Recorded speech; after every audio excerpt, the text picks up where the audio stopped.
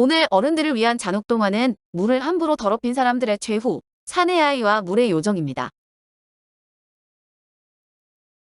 아주 오랜 먼 옛날 크로아티아의 한 시골 마을에 물놀이를 무척 좋아하는 사내 아이가 살고 있었습니다.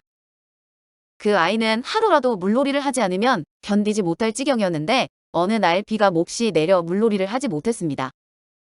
아이는 이튿날 눈을 뜨자마자 강가로 달려나갔는데 비가 온 게 끝이라 강물이 크게 불어 흘러가는 강물을 보고 있으면 어지럼증이 났지만 참을 수가 없었습니다. 옷을 벗어 던진 뒤 강물로 뛰어들었는데 물살의 힘이 상상을 초월해 아이는 순식간에 강바닥으로 처박혔다가 무 위로 솟구치기를 여러 차례 반복했습니다. 그뿐 아니라 두 물줄기가 합치면서 소용돌이가 만들어졌는데 몸이 빨려 들어가 팽이처럼 끝없이 돌다가 사내 아이의 의식은 점점 엷어져 갔습니다. 한편 폭우로 강물이 불어나자 기분이 좋아진 물의 요정은 행복한 마음으로 강을 한 바퀴 둘러보고 있던 중에 사내 아이가 강물에 휩쓸려 허우적거리고 있는 모습을 보았습니다.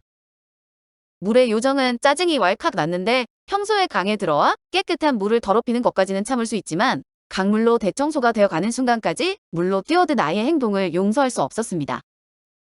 물의 요정은 날마다 귀찮게 하는 사내 아이를 혼내주기로 작정했는데 물을 잔뜩 마셔 배가 짱뚱어처럼 볼록해지 아이를 강바닥으로 끌어내렸습니다. 그런데 입술이 파랗게 질린 아이의 얼굴을 보자 전에 없던 측은한 마음이 일어나 성으로 돌아온 물의 요정은 사내 아이를 장난감의 방으로 들여보냈습니다. 아이는 한동안 방 안에 그득한 장난감에 관심을 보이는가 싶더니 금세 시들해져 뚱한 표정을 하고 있었습니다. 장난감 놀이가 재미있지 않니?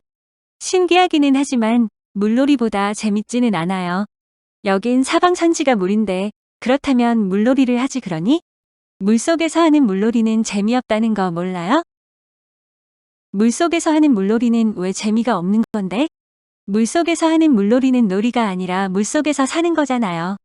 요정 누나는 물고기가 물속에서 헤엄치는 게 물놀이라고 생각해요?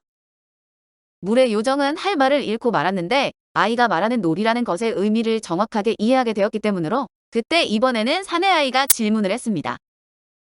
나를 왜 이곳으로 데려왔어요? 내가 물놀이를 하다 물살에 휩쓸려 정신을 잃고 말았잖니. 그럼 난 죽은 거예요? 아직 죽지는 않았어. 하지만 살아있다고 말할 수도 없겠구나. 그럼 날 이제 어떻게 할 건데요? 그건 내 결정에 달렸단다. 물의 요정은 사내 아이를 데리고 죽은 자의 방으로 들어갔는데 그 방에는 강물에 빠져 목숨을 잃었지만 시신을 인양하지 못한 주검들이 보관되어 있었습니다.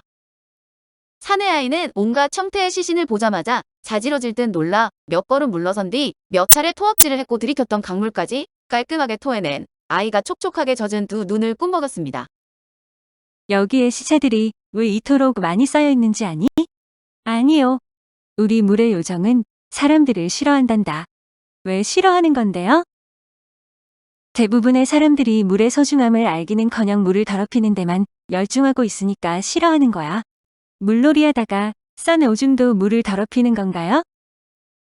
그 정도는 괜찮아. 물은 자정 능력을 갖고 있어서 내가 싼 오줌쯤이야 금세 깨끗하게 만들어 버리거든.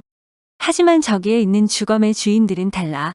그러니까 물을 많이 더럽힌 사람들을 저기에 모아 두었다는 얘긴가요? 대부분 그런 셈이야. 요정 누나가 저 사람들을 다 죽인 거예요? 당연히 내가 죽였지. 어떻게 죽인 건데요? 마음만 먹으면 사람 하나 죽이는 것쯤이야. 상대가 어린아이라는 데 생각이 미치자 물의 요정은 말을 끝마칠 수 없었지만 사내 아이는 이미 다 알라챈 듯해서 물의 요정은 시신을 하나씩 지목해가며 설명해 주기로 마음먹었습니다. 저 사람은 어떻게 죽었을 것 같니? 다른 건 전혀 모르겠는데요. 저 사람의 고추가 다른 사람 것보다 두세 배는 더 커 보여요. 혹시 고추가 커 오줌을 엄청나게 싸니까 죽인 거예요?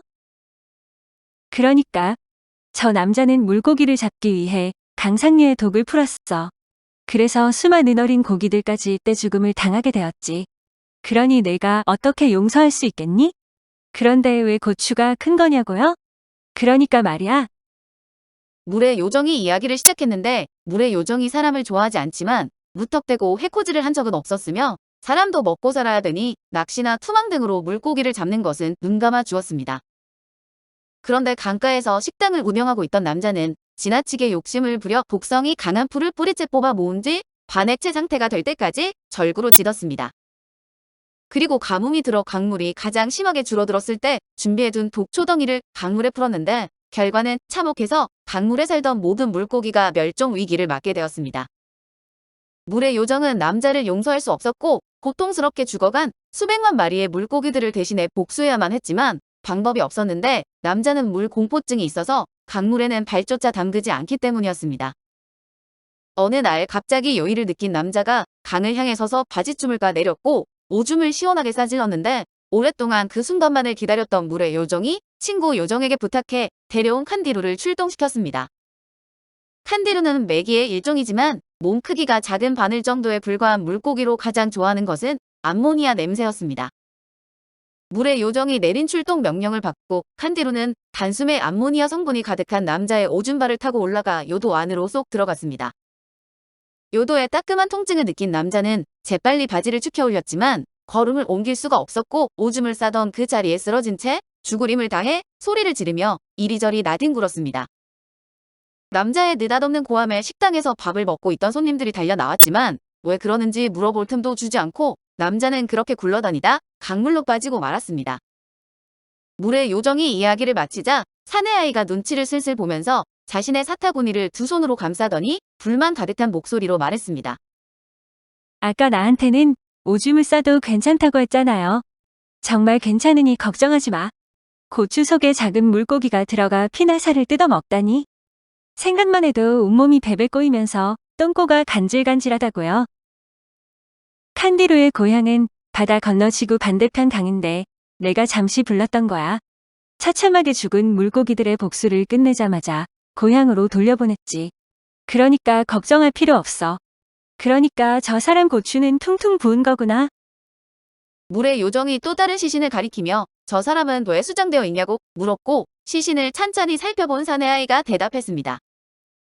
그건 역시 모르겠고요. 차림새로 보아 지체가 엄청 높은 귀족이었던 것 같아요. 잘 봤구나. 저 사람은 살아있을 때 왕이었어. 왕이었다고요? 지금 내가 사는 나라를 다스리는 왕의 아버지야. 그래서 지금 사람들은 그를 먼저 번 왕이라는 의미로 선왕이라고 부를 거야. 어쨌든 저 사람은 물의 힘을 이용해 죄 없는 수많은 사람을 죽였어. 이 신성한 강물의 힘으로. 그래서 나는 살려둘 수가 없었단다. 어떻게 물의 힘으로 많은 사람을 죽였대요? 물의 요정이 침통한 표정으로 입을 열었는데 선왕은 왕비였던 어머니가 목욕 중 갑자기 산통이 시작되는 바람에 어쩔 수 없이 욕조를 가득 채운 물속에서 아이를 낳을 수밖에 없었습니다. 그래서인지 선왕은 어렸을 때부터 물을 무척 좋아했고 세월이 흘러 부왕이 세상을 떠나자 왕위를 물려받았는데 문제는 국경을 겸하는 산 너머에 엄청나게 넓은 평야가 있다는 사실이었습니다. 선왕은 욕심나서 그 평야를 차지하고 싶었지만 국경을 마주하고 있는 나라의 군사력이 만만치가 않아서 쉽게 공격할 수가 없었던 어느 날이었습니다.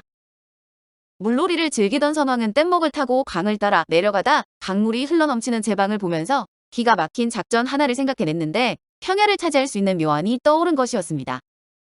왕궁으로 돌아온 선왕은 신하들을 불러 두 굴사 하류로 흘러가는 강줄기를 막아서 엄청나게 큰 호수를 만들라는 왕명을 내렸습니다. 온 백성을 동원해 7년 동안 두 굴 쌓은 끝에 바다처럼 넓은 호수를 완성할 수 있었는데 이번에는 국경선이 이어진 산 중에 가장 낮은 산을 허물어 물길을 내라는 왕명이 떨어졌습니다. 신하들은 그 명령을 받고서야 선왕의 야심을 알아차렸는데 물난리를 일으켜 평야지대의 사람들을 몰살시킨 후 단번에 쳐들어가 점령해 버리려는 심산이었습니다. 그래서 정말로 산을 허물어 물난리를 일으켰던 거예요? 둑을 막아 만든 호수의 물이 얼마나 많았던지 무려 8,000명에 가까운 사람들이 물살에 휩쓸려 목숨을 잃고 말았어. 하지만 선왕은 죄책감을 느끼기는커녕 드넓은 평야 지대를 차지한 기쁨을 주체하지 못한 채 몇 날 며칠에 걸친 연회를 열어 부어라 마셔라 하면서 자축했단다. 아무리 넓고 아무리 비옥한 땅이라도 사람의 목숨이랑 바꿀 수는 없는 거잖아요. 모든 생명의 근원인 신성한 물을 수단으로 삼아 그 많은 사람의 목숨을 빼앗아 버렸으니 내가 어떻게 그런 자를 용서할 수 있겠니? 그런 일을 벌이고 나서도 선왕은 여전히 물을 좋아했고 물놀이를 즐겼는데 기회를 엿보던 물의 요정은 그가 타고 있던 뗏목을 급류로 유인해 뒤엎어 버렸습니다. 뗏목에 신하 2명이 함께 타고 있었지만 그들은 죽어라 헤엄쳐 강깃을까지 갈 수 있었지만 선왕은 달랐는데 물의 요정이 수초들을 꼬아 선왕의 발목을 휘감아 버렸기 때문이었습니다. 그래서 선왕은 사람 살려를 목청껏 외쳤지만 강가에 널브러진 두 신하 말고는 보험의 손길을 내밀어 줄 사람은 없었고 그 사이 물속에서는 피라미드의 대이동이 진행되고 있었습니다. 많은 새끼 물고기가 선왕 몸을 수백 겹으로 포위했고 물에 부른 배꼽의 오목한 부분을 갉아내기 시작했는데 피라미드리라 힘이 형편없었지만 수만 마리가 반복하자 배꼽 뿌리가 떨어져 나갔습니다. 그때까지만 해도 선왕은 아픔을 느끼지 못했지만 배꼽에 구멍이 뚫린 후 피라미드리 뱃속으로 들어가 내장을 해집기 시작하자 극심한 복통을 느낀 선왕은 크게 숨을 들이마신 뒤 잠수를 했습니다. 그리고 수만 마리의 피라미가 자신의 뱃속으로 들어가기 위해 아기다툼을 하는 모습을 보고야 말았는데 선왕은 그 순간 정신을 잃어버렸습니다. 하지만 겉모습은 멀쩡해 보이는데요. 피라미들은 이빨이 약하기 때문에 비교적 단단한 피부까지 뜯어먹기에는 힘을 붙였거든. 그러니까 그 말은 선왕의 뱃속에는 아무것도 없다는 뜻인가요? 배뿐만이 아니라 머릿속도 텅 비어 있을걸? 그 이후 사내아이는 입을 꾹 다물어 버렸는데 사내아이가 심각하면서도 슬픈 표정을 지으며 자기는 어떻게 죽일 거냐고 되물었습니다. 걱정하지 마. 널 죽이지 않을 거니까. 정말요? 하지만 나랑 몇 가지 약속을 해야 해. 어떤 약속인데요? 물의 요정은 홍수가 났을 때 강물에 뛰어들지 말 것, 물속에서 오줌 이상을 싸지 않고 오줌도 참도록 노력할 것, 물의 오염을 막는 데 힘을 보탤 것, 물의 요정과 만난 걸 비밀로 할 것 등을 조건으로 내걸었습니다. 어때? 약속할 수 있겠니?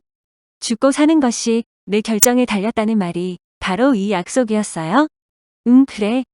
처음부터 요정 누나가 날 죽일 리 없다고 생각했어요. 약속이 이루어졌다는 의미로 악수를 해야지요. 그제야 물의 요정이 사내아이의 손을 잡았고 맞잡은 손을 3번 흔드는 순간 사내아이의 몸뚱이가 강물 위로 떠올랐는데 허리춤에 밧줄을 동여맨 아이의 아버지가 강으로 뛰어들어 아이를 구조해냈습니다. 아이의 아버지가 아들을 거꾸로 축혀들더니 활짝 편 손을 치켜들어 엉덩이를 사정없이 내리치자 입에서 물이 왈칵왈칵 쏟아져 나왔고 아이가 큰 숨을 한 차례 내쉬더니 눈을 떴습니다. 그 광경을 보고 있던 마을 사람 수십 명이 박수를 쳤고 무슨 영문인지 모르겠다는 듯 두 눈을 깜빡이던 아이가 말했습니다. 아빠, 배고파요? 반대편 강깃을개서 물의 요정이 그 모습을 지켜보며 환하게 웃고 있었다. 오늘 어른들을 위한 잔혹 동화는 물을 함부로 더럽힌 사람들의 최후, 사내아이와 물의 요정이었습니다.